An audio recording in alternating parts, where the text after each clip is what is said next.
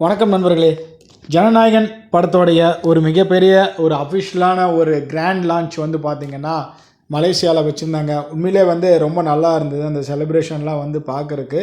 குறிப்பாக சொல்லணும் அப்படின்னா திரையுலகத்திலிருந்து ஓரளவுக்கு வந்திருந்தாங்க. பட் பெரிதும் எதிர்பார்க்கப்பட்ட அத்தனை பேர் வந்திருக்காங்க அப்படின்லாம் சொல்லிட முடியாது. ஓரளவுக்கு ஆட்கள் வந்திருந்தாங்க. இந்த படத்தோட கேஸ்ட் அண்ட் க்ரூஸும் நிறைய பேர் வந்திருந்தாங்க. மெயினாக சொல்ல போனால் லோகேஷ் கனகராஜன், நெல்சன், அப்புறம் அட்லி, இந்த 3 பேர் வந்து பார்த்திங்கன்னா டெஃபினட்டாக தளபதி அவரோட கேரியரில் ஒரு மிகப்பெரிய டேரக்டர்ஸ் அப்படின்னு சொல்லலாம். ஸோ இவங்க தான் வந்து பார்த்திங்கன்னா தளபதியோடைய ட்ரெண்ட் செட்டராக மாற்றி விட்டவங்க அப்படின்னு சொல்லலாம். அதே போல் வந்து பார்த்திங்கன்னா தளபதியோட அம்மா அப்பா, அதே போல் நாசரு, ஸோ எல்லாருமே வந்து வந்திருந்தாங்க.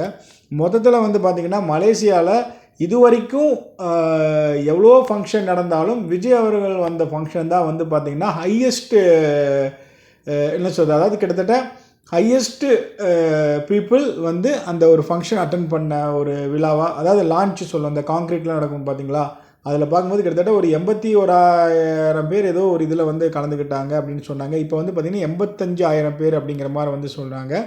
ஸோ சொல்லப்போனால் விஜய் அவர்களுடைய இந்த லான்ச் வந்து ஒரு மிகப்பெரிய கிராண்ட் லான்ச் தான் சொல்லணும்.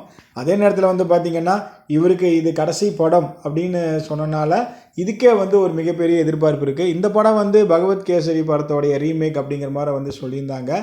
பட் அந்த படம் அஃபிஷியலான ரீமேக்கா அப்படின்னு இன்னும் யாரும் கன்ஃபார்ம் பண்ணல. பட் இருந்தாலும் இந்த படத்தோடைய டீட்டெயில்ஸ் எல்லாம் வந்து பார்க்கும்போது அப்படி தான் தெரியுது.